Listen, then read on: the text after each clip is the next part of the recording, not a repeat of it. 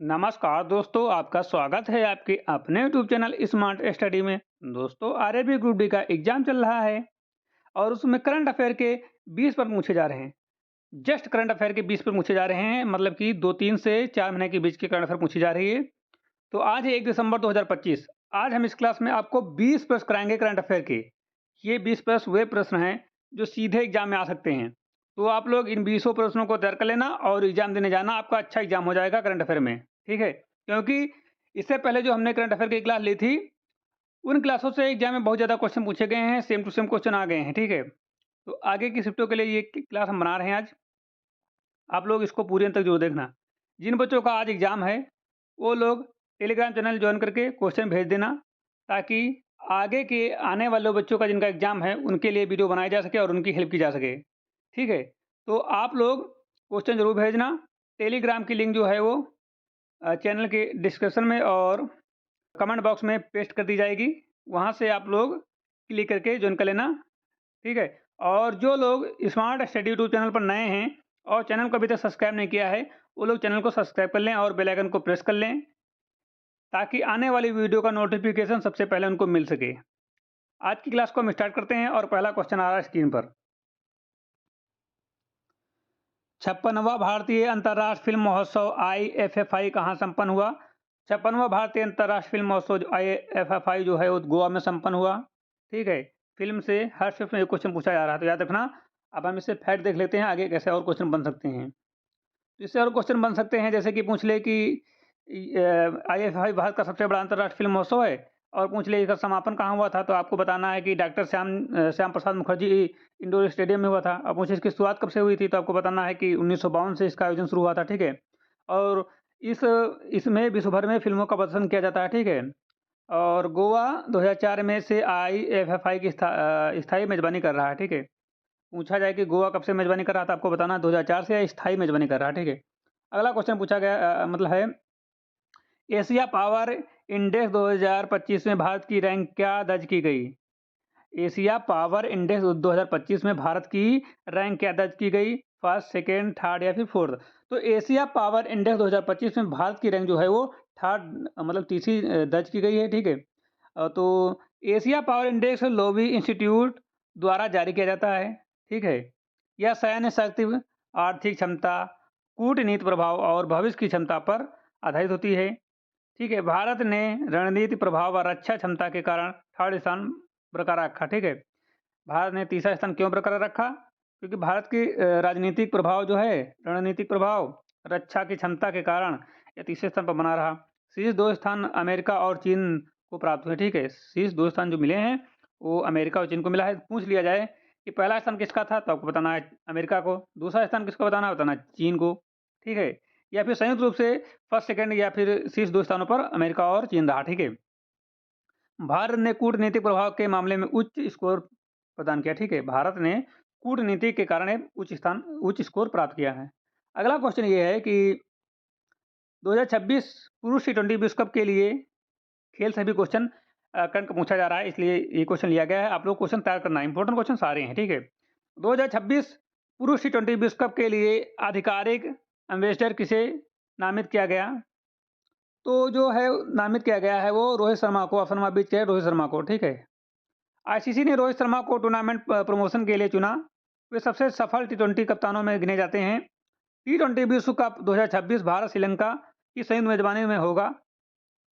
रोहित की लोकप्रियता और अंतर्राष्ट्रीय अनुभव का चयन का कारण रहा, और वे टी20 में सर्वाधिक रन बनाने वाले खिलाड़ी में शामिल हैं। अगला क्वेश्चन है, अगला क्वेश्चन पूछा गया था, अगला क्वेश्चन ये पूछा जा सकता है कि वैश्विक चाय निर्यात के मामले में भारत किस स्थान पर पहुंच गया? तो भारत जो है वो दूसरे स्थान पर पहुंच गया है। भारत चाय उत्पादन में विश्व का एक प्रमुख राष्ट्र है। निर्यात बढ़ाने के कारण भारत जो है दूसरे स्थान पहुंच गया है। ठीक है? और प्रमुख बाजार रूस, यूएई, यूके और ईरान हैं। असम की दार्जिलिंग चाय की मांग में तेजी से वृद्धि हुई है। चाय बोर्ड ऑफ इंडिया ने गुणवत्ता सुधार में कदम उठाए हैं। ठीक है? चाय बोर्ड ऑफ इंडिया ने गुणवत्ता सुधार में कदम उठाए हैं। अगला क्वेश्चन ये पूछा जा सकता है कि नए गठन के बाद आंध्र प्रदेश में कुल जिलों की संख्या कितनी होगी? नए गठन के बाद आंध्र प्रदेश में कुल जिलों की संख्या कितनी होगी? तो नए गठन के बाद आंध्र प्रदेश में कुल जिलों की संख्या 29 हो जाएगी। ठीक है। राज्य सरकार ने प्रशासनिक सुधार के तहत नए जिलों का गठन मंजूर किया।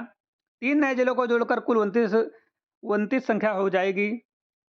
इससे नागरिक सेवाओं इससे नागरिक सेवाओं की पहुंच बढ़ेगी। छोटे जिलों से शासन अधिक प्रभावी होता है। यह पुनर्गठन राज्यों के विकास के मॉडल का हिस्सा होता है। अगला क्वेश्चन ये पूछा जा सकता है कि MH-16R नौसैनिक हेलीकॉप्टर के समर्थन हेतु भारत अमेरिका समझौता कितनी राशि का है? 5,000 करोड़, 6,500 करोड़, 7,995 करोड़, 9,200 करोड़।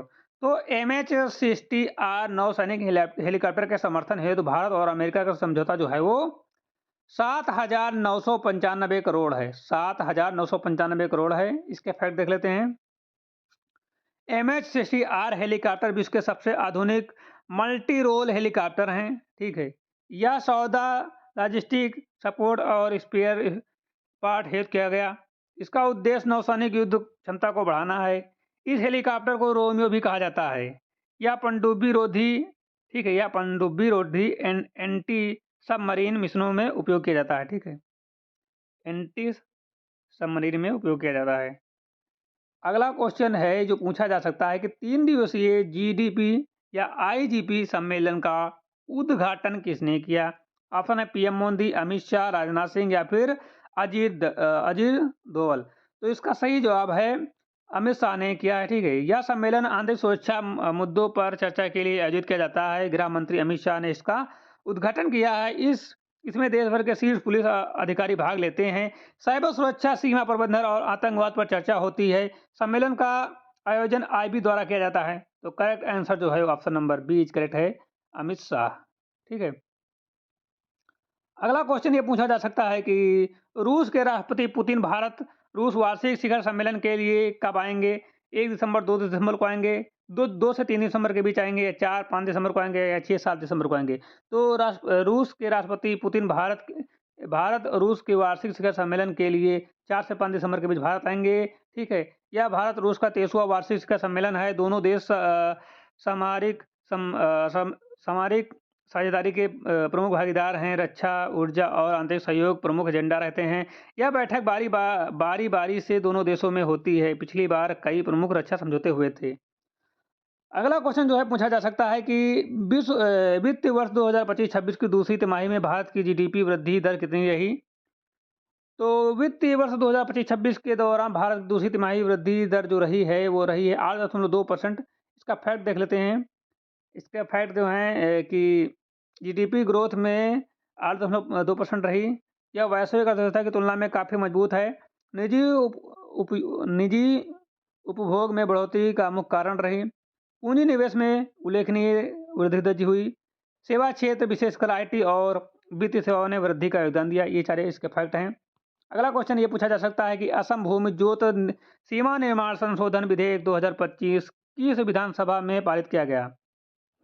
असम भूमि जोत सीमा निर्धारण संशोधन विधेयक 2025 किस विधानसभा में पारित किया गया? तो इसका सही जवाब है option number C, Assam.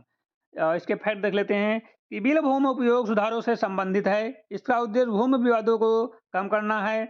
Assam विधानसभा ने इसे सर्वसम्मति से पारित किया। संशोधन से किसानों के अधिकार सुरक्षित होंगे। यह राज्यों के भूमि प्रशासन को सरल बनाता है। इसके 5 फैक्ट हैं। अगला क्वेश्चन ये पूछा जा सकता है कि भारत सरकार ने खरीफ उत्पादन 173.33 मिलियन टन किस आधार पर अनुमानित किया? आधार पूछ रहा है। तो इसका सही जवाब जो है वो ऑप्शन नंबर ए सही है, फर्स्ट एडवांस एस्टिमेट्स। ठीक है। हर वर्ष फसल उत्पादन के 4 अग्रिम अनुमान जारी करती है। फर्स्ट एडवांस एस्टिमेट शुरुआत मौसम के आधार पर तैयार होते हैं और 173.33 MT मतलब मिलियन टन का अनुमान प्रारंभिक कृषि डेटा पर आधारित है। इसमें क्षेत्रफल, वर्षा, फसल, उपज शामिल होते हैं। अंतिम अनुमान इससे काफ़ी अलग भी हो सकते हैं। अगला क्वेश्चन ये पूछा जा सकता है कि संविधान दिवस पर UN मुख्यालय में किसकी प्रतिमा का अनावरण किया गया? संविधान दिवस पर UN मुख्यालय में किसकी प्रतिमा का अनावरण किया गया? तो ये जो अनावरण किया गया था वो डॉक्टर भीमराव अम्बेडकर का किया गया था।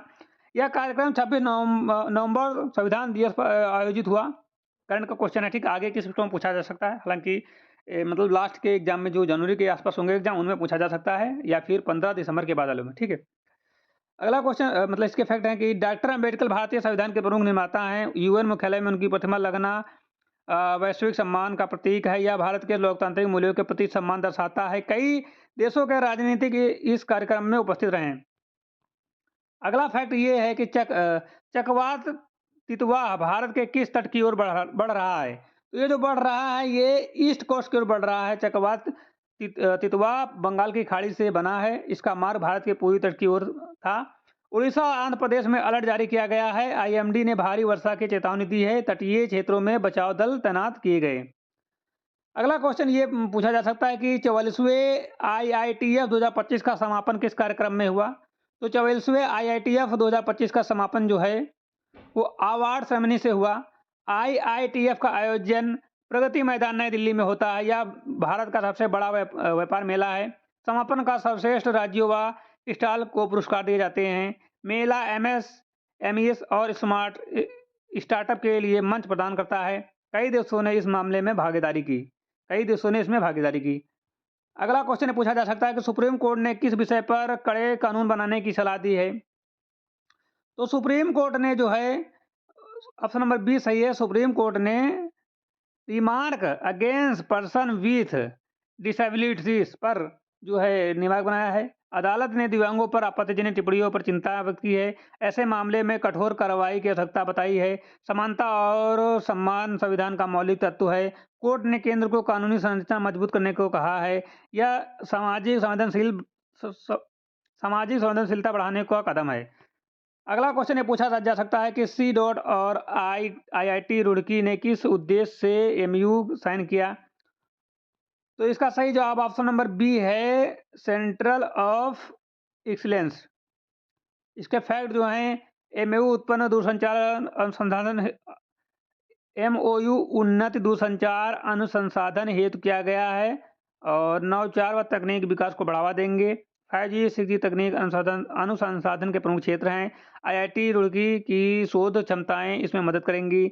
इससे इंडियन टेक्नोलॉजी को बढ़ावा मिलेगा। अगला क्वेश्चन ये पूछा जा सकता है कि भारतीय सेना ने 2025 के लिए कौन सा रणनीति संवाद आयोजन किया।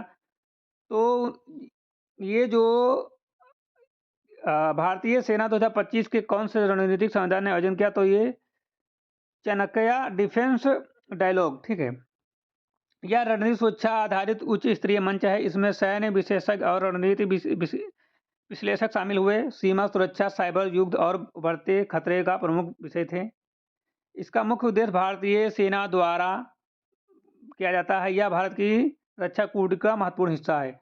अगला क्वेश्चन पूछा जा सकता है कि भारतीय तटरक्षक बल ने किस सम्मेलन की मेजबानी की। तो भारतीय तटरक्षक ने ऑप्शन नंबर बी करेक्ट है, India shipping building and IT conference, option number B correct है। सम्मेलन का मुख्य उद्देश्य देशी जहाज निर्माण को बढ़ावा देना था। IIT आधुनिकीकरण में मुख्य विषय रहा। भारतीय तटरक्षक लगातार स्वदेशीकरण पर जोर दे रहे हैं। इसमें कई रक्षा कंपनियों ने हिस्सा लिया है। तकनीकी आत्मनिर्भरता कार्यक्रम का हिस्सा है। अगला क्वेश्चन ये पूछा जा सकता है कि कृषि विकास प्रोत्साहन करने के लिए सरकार ने किस योजना को मंजूरी दी। इसका सही जवाब ऑप्शन नंबर बी सही है, टैक्स रैम्स, ठीक है। और इसके फैक्ट जो है, टैक्स रैम्स किसी तकनीकी सुधारों के लिए बनाई गई है। इसका उद्देश्य कृषि अनुसंधान को बढ़ावा देना है। इससे फसल उत्पादन में वृद्धि होगी। आधुनिक तकनीक और डेटा आधारित खेती को बढ़ावा मिलेगा। योजना किसानों को आमदनी बढ़ाने में सहायता होगी। अगला क्वेश्चन पूछा जा सकता है, PM मोदी ने हैदराबाद में किस सुविधा का उद्घाटन किया। तो PM मोदी ने हैदराबाद में सैमसंग इंजन सर्विस इंडिया का उद्घाटन किया। इस सुविधा का उन्नत इंजन सर्विस क्षमता प्रदान करना है। इससे विमान उद्देश्य व तकनीकी मजबूती होगी।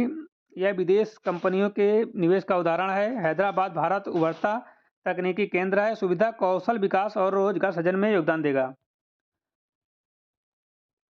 तो आज की क्लास यहीं पर समाप्त होती है। यदि आपको क्लास अच्छी लगी हो तो लाइक करना। जो लोग स्मार्ट स्टडी यूट्यूब चैनल पर नए हैं, चैनल को अभी तक सब्सक्राइब नहीं किया, चैनल को सब्सक्राइब कर लीजिए। जिन बच्चों का आज एग्जाम है वो बच्चे हमारे टेलीग्राम चैनल को ज्वाइन कर रहे हैं और वहाँ पर क्वेश्चन भेजें, ताकि आने वाली वीडियो जो बनेगी एनालिसिस की रहेगी, तो उसमें आगे वाली शिफ्टों के बच्चों के लिए मदद के लिए क्वेश्चन बहुत ज़रूरी है। तो आप लोग जिनका भी आज एग्जाम हो वो लोग क्वेश्चन भेजें, टेलीग्राम चैनल ज्वाइन करें और वहाँ पर क्वेश्चन भेजें। जितने भी क्वेश्चन याद रहते हैं सारे क्वेश्चन भेजें, ठीक है। सही क्वेश्चन भेजना, एक्यूरेट। कोई भी गलत क्वेश्चन नहीं भेजा जाएगा। जितने क्वेश्चन याद रहते हैं उतने क्वेश्चन भेजें। तो मिलते हैं एक नई क्लास के साथ, तब तक के लिए जय हिंद।